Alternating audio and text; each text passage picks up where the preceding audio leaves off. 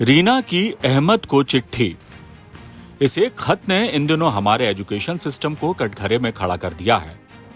दरअसल एनसीईआरटी की तीसरी कक्षा की एक किताब के चैप्टर में एक चिट्ठी के सफर की कहानी के पात्र को कुछ इस तरह से गढ़ा गया है, जिसमें रीना नाम की लड़की अपने दोस्त को चिट्ठी लिखती है और आखिर में लिखती है, तुम्हारी रीना। बस यही एक वजह छतरपुर के रहने वाले डॉक्टर राघव पाठक को नागवार गुजरी। डॉक्टर पाठक की बेटी तीसरी कक्षा में पढ़ती है।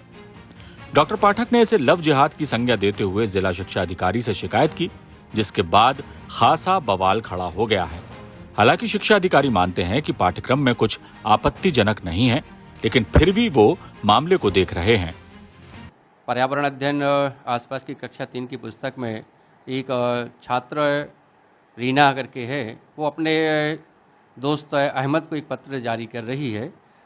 तो उसका वैसे मेरे अंदाज से ऐसा कोई उद्देश्य नहीं रहा होगा पुस्तक में, लेकिन फिर भी यदि इस प्रकार की कोई समस्या यदि आती है तो निश्चित रूप से हमारे जो शिक्षाविद हैं और उस पर इस कार्रवाई करने का उचित निर्णय लेंगे कि पत्र किसको लिखा जाना चाहिए, किसको नहीं लिखा जाना चाहिए। चूंकि मामले को लव जिहाद से जोड़ दिया गया, सो सियासत होना भी तय था।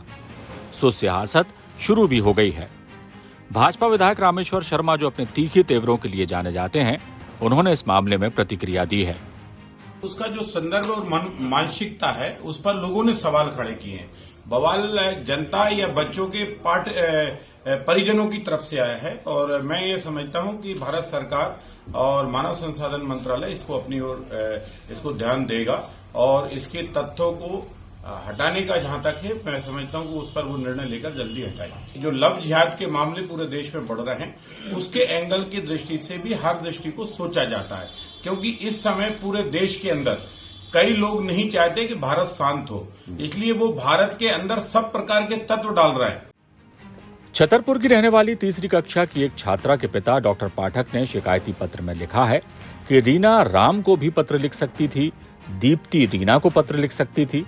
आपत्ति मुझे रीना का अहमद को पत्र लिखना है, क्योंकि जिस तरह देश में लव जिहाद के मामले चल रहे हैं, ऐसे में इस तरह के पाठ्यक्रम से हमारे मासूम बच्चों के मन में क्या असर पड़ेगा। कुल जमा ये मामला छतरपुर से निकलकर अब पूरे शिक्षा विभाग में हड़कंप मचा रहा है। गौरतलब है कि प्राइमरी क्लास के बच्चों के पाठ्यक्रम कुछ इस तरह से तैयार किए जाते हैं, जिसमें प्रेरक कहानियों के जरिए उन्हें शिक्षा के साथ अच्छे संस्कार भी दिए जा सकें। आपने और हमने भी मुंशी प्रेमचंद द्वारा लिखी गई वो कहानी स्कूली किताबों में ही पढ़ी है, जहां एक हमीद नाम का बच्चा किस तरह अपने बाल मन को समझाता है और ईद के दिन अपनी दादी के लिए एक चिमटा खरीद कर लाता है, ताकि चूल्हे में रोटी बनाते वक्त उनके हाथ ना जलें। कितनी पाकीज़गी और संवेदनशीलता थी उस कहानी में। यहां भी कहानी चिट्ठी की ही है, जिसका सफर बताया गया है कि रीना का अहमद को लिखा पत्र किस तरह से डाक के डिब्बे से होकर अहमद तक पहुंचता है। लेकिन जनाब, शक व शुबा का इलाज तो हकीम लुकमान के पास भी नहीं था, कहा जाता है। लिहाजा छतरपुर के अभिभावक का शक बावजह है या बिला वजह, इसे समझ पाना कठिन है। बात साधारण है, लेकिन देश का माहौल ही कुछ ऐसा है कि अब चिट्ठी भी हिंदू मुस्लिम हो गई है। बताओ। ब्यूरो रिपोर्ट, चौथा खंबा।